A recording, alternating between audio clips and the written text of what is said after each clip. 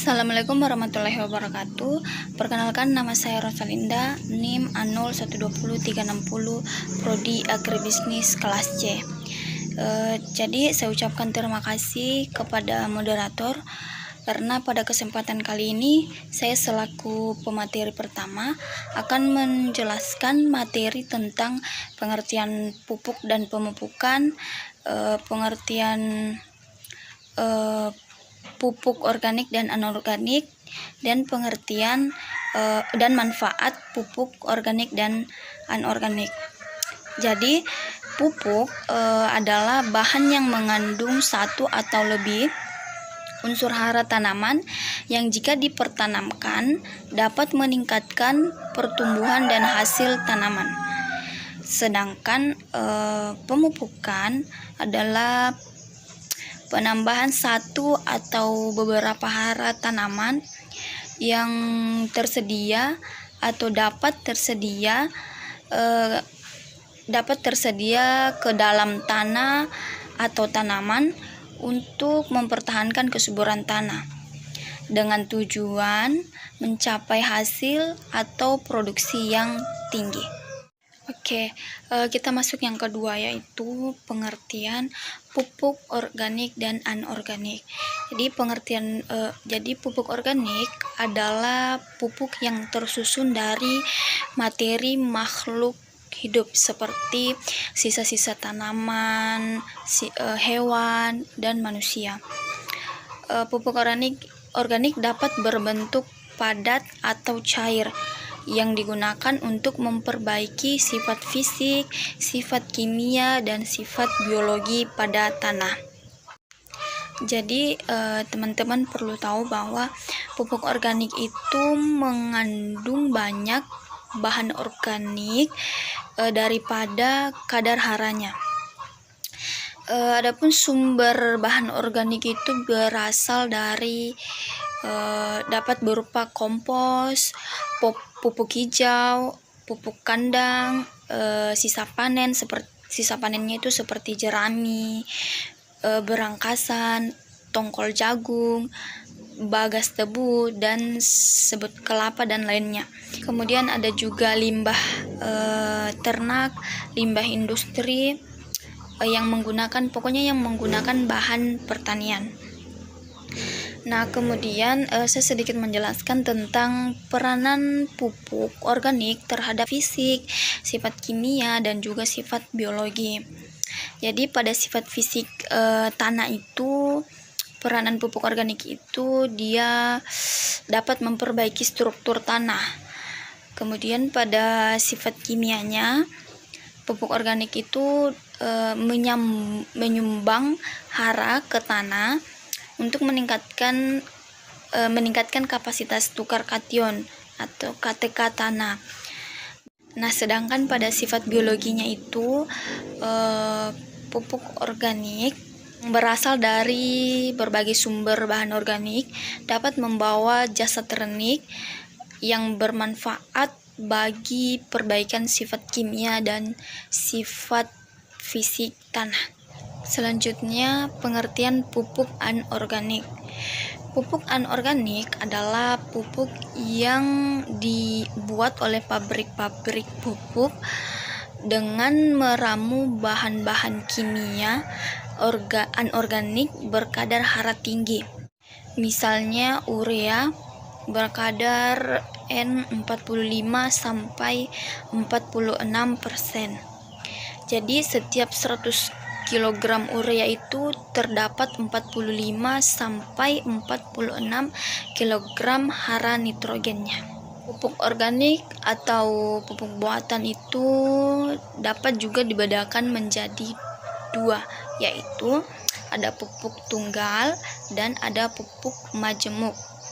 Pupuk tunggal adalah pupuk yang hanya mengandung satu unsur hara. Misalnya pupuk nitrogen, pupuk fosfor, pupuk kalium, dan sebagainya. Sedangkan pupuk majemuk itu adalah pupuk yang mengandung lebih dari satu unsur hara. Jadi pupuk tunggal itu satu unsur hara, sedangkan majemuk itu lebih dari satu unsur hara. Misalnya N tambah P, P tambah K, N tambah K, N tambah P tambah K, dan sebagainya. Oke, kita masuk yang ketiga, yaitu manfaat pupuk organik dan anorganik. Pemberian pupuk organik dan anorganik akan meningkatkan efisiensi penggunaan pupuk, baik efisiensi fisik maupun efisiensi ekonomi. Secara umum, manfaat pupuk organik bila dikombinasikan pupuk anorganik adalah yang pertama itu dapat meningkatkan kualitas hasil. Kemudian yang kedua, meningkatkan kadar bahan organik tanah. Kemudian yang ketiga, menambah unsur hara mikro maupun makro dalam tanah. Kemudian yang keempat, menambah kandungan bahan organik tanah yang berperan menciptakan dan memelihara kesuburan tanah. Yang kelima, mengefisienkan penggunaan pupuk anorganik dan meniadakan dampak negatifnya. Yang keenam, berperan sebagai pembentuk butiran, granulator, dan butiran-butiran mineral yang mengakibatkan struktur menjadi gembur dalam tanah produktif. Yang ketujuh, mendorong meningkatkan daya air dalam tanah sehingga tanaman tidak kekurangan air. Yang terakhir atau yang kedelapan, sebagai sumber tenaga untuk mikroorganisme dalam tanah. Jadi tanpa bahan organik dalam tanah, kegiatan mikroorganisme tanah akan berhenti. Bismillahirrahmanirrahim. Assalamualaikum warahmatullahi wabarakatuh. Perkenalkan, nama saya Munawir, NIM 01200010. Kita akan menjelaskan mengenai manfaat pupuk organik dan anorganik. Pemberian pupuk organik dan anorganik akan meningkatkan efisiensi penggunaan pupuk, baik efisiensi fisik maupun efisiensi ekonomi. Secara umum, manfaat pupuk organik bila dikombinasi dengan pupuk anorganik adalah sebagai berikut: meningkatkan kualitas hasil, meningkatkan kadar bahan organik, menambah unsur hara makro maupun mikro dalam tanah, menambah kandungan bahan organik tanah yang berperan menciptakan dan memelihara kesuburan tanah, mengefisienkan penggunaan pupuk organik dan meredakan dampak negatifnya. Berperan sebagai pembentuk butiran granulator dan dari butiran-butiran mineral yang mengakibatkan struktur tanah menjadi gembur dalam tanah produktif. Yang kedua yaitu mendorong meningkatkan daya tahan air tanah sehingga tanaman tidak kekurangan air. Yang kedelapan yaitu sebagai sumber tenaga untuk mikroorganisme dalam tanah. Tanpa bahan organik dalam tanah, kegiatan mikroorganisme tanah akan berhenti. Pupuk organik merupakan pembentuk kulit humus yang sangat penting dalam pertukaran ion. Poin selanjutnya yaitu jenis-jenis pupuk organik dan anorganik. Adapun yang pertama itu jenis-jenis pupuk organik antara lain yaitu bioakamta yang terdiri dari nitrogen, fosfat, kalium, kalsium, magnesium, C organik, CN ratio, dan pH. pH-nya yaitu sama dengan 8,7.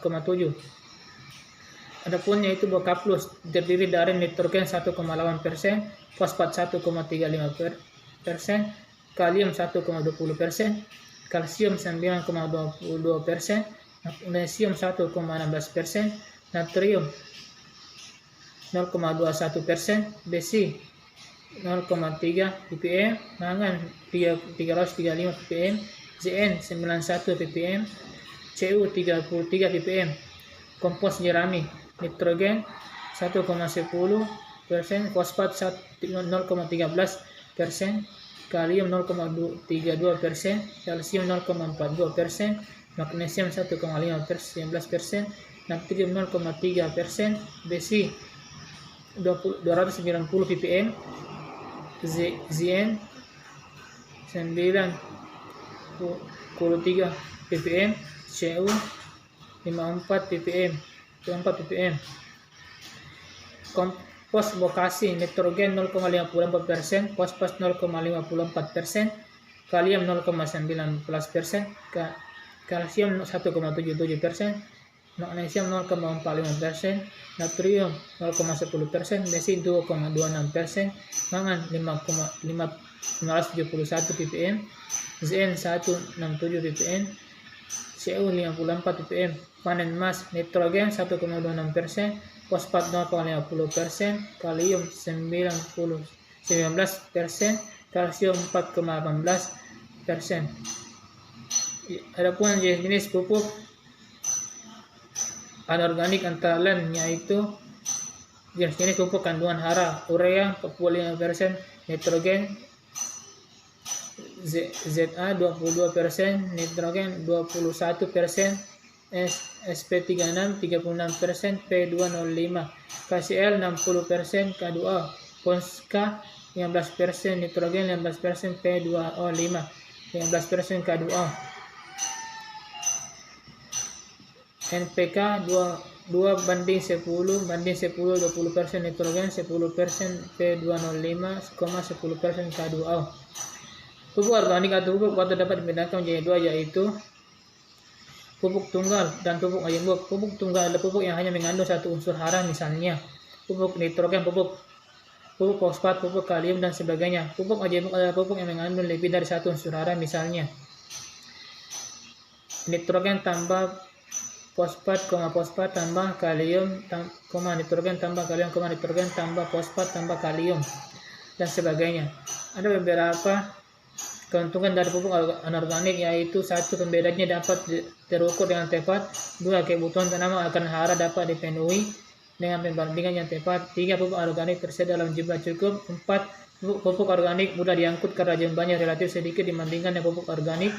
Pupuk anorganik mempunyai kelemahan, yaitu selain hanya mempunyai unsur makro, pupuk organik ini sangat sedikit ataupun hampir tidak mengandung unsur hara mikro. Saya kira, terima kasih. Assalamualaikum warahmatullahi wabarakatuh. Assalamualaikum warahmatullahi wabarakatuh. Perkenalkan, nama saya Charlie Fernando, NIM A012052, Prodi Agribisnis kelas C. Saya akan meneruskan materi dari teman saya, yaitu peranan unsur hara makro terhadap tanaman. Yang pertama, nitrogen.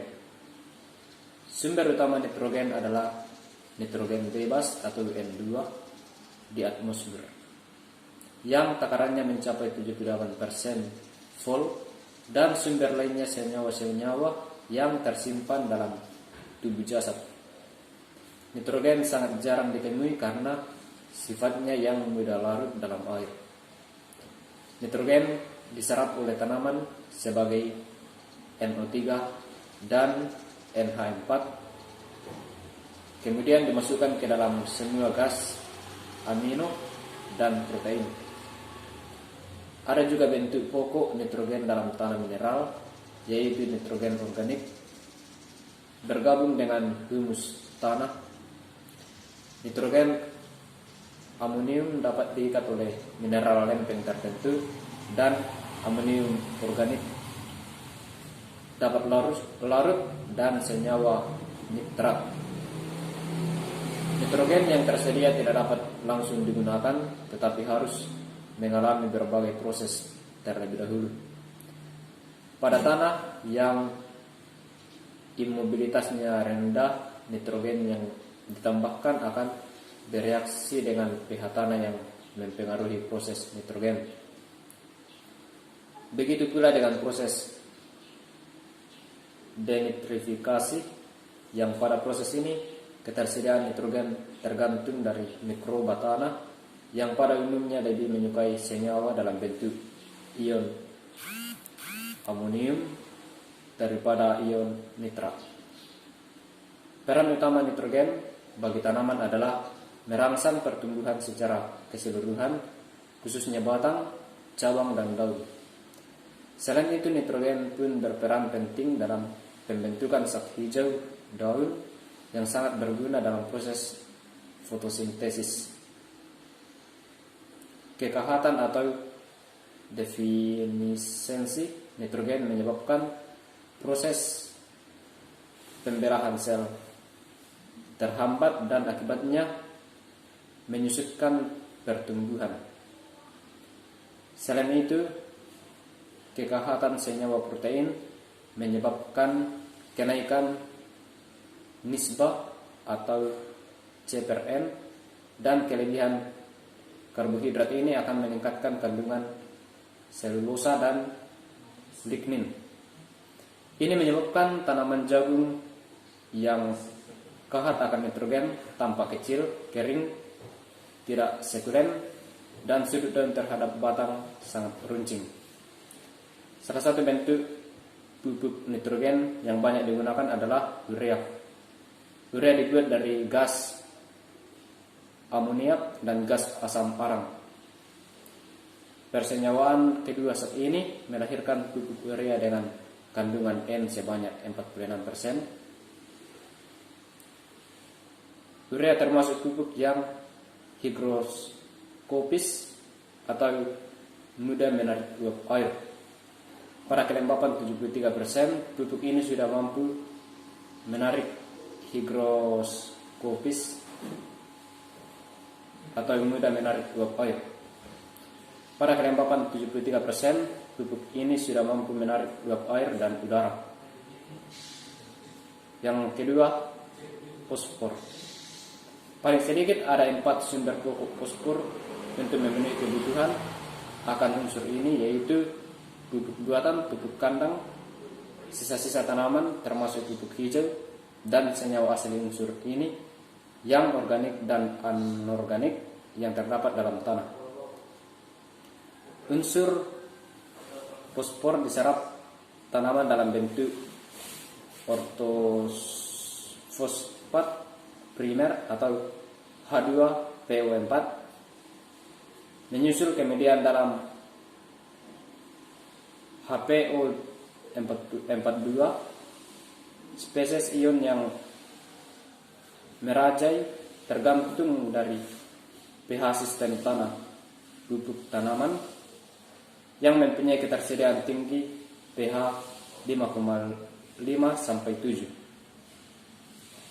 Kepekatan H2PO4 yang tinggi dalam larutan tanah memungkinkan tanaman mengangkutnya dalam tekanan besar karena bekaran tanaman diperkirakan mempunyai 10 kali penyerapan tanaman untuk H2PO4 dibanding untuk HPO42.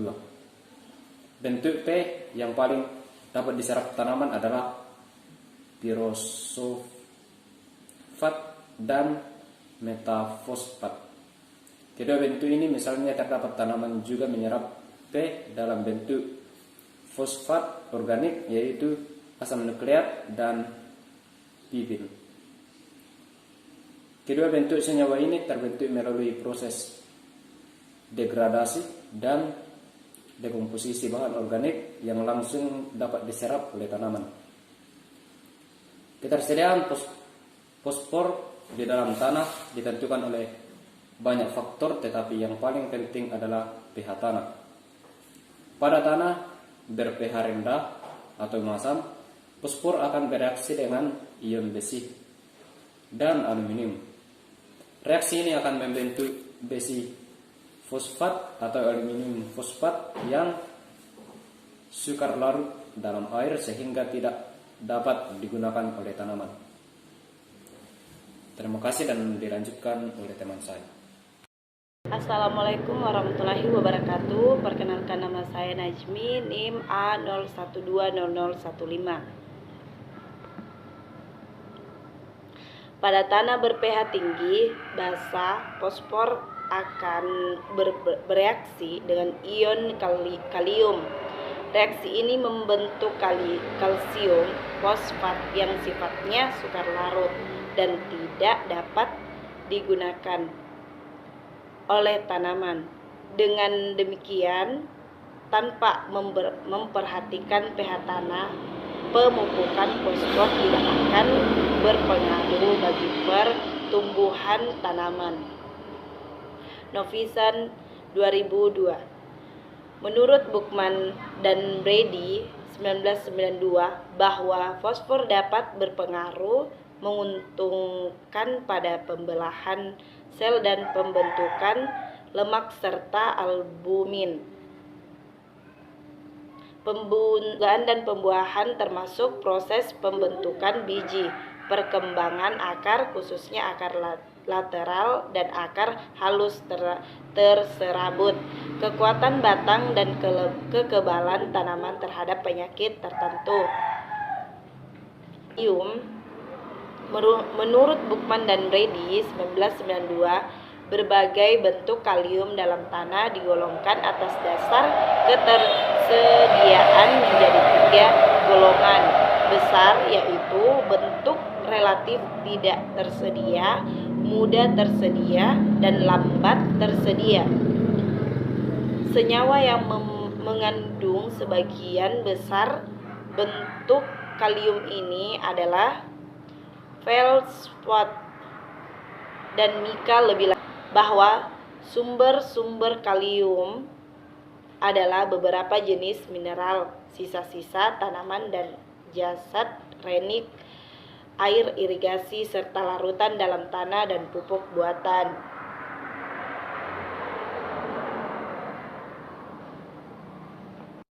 Pengaplikasian pupuk dengan metode 5 tepat waktu. Tepat waktu berperan sangat penting dalam pengaplikasian pupuk. Hal tersebut berkaitan dengan bioekologi tanah dan bioekologi tanaman. Yang kedua, tepat jumlah. Pupuk yang digunakan harus sesuai dengan dosis dan konsentrasi dosis. Merupakan jumlah pupuk yang diaplikasikan dalam satuan luas bidang. Sasaran kilogram HA, konsentrasi jumlah kandungan unsur hara yang terdapat dalam pupuk itu sendiri, dinyatakan dengan persen. Berikutnya, tepat jenis. Penggunaan pupuk jenis dan kandungan unsur-unsur hara harus sesuai dengan kebutuhan tanaman.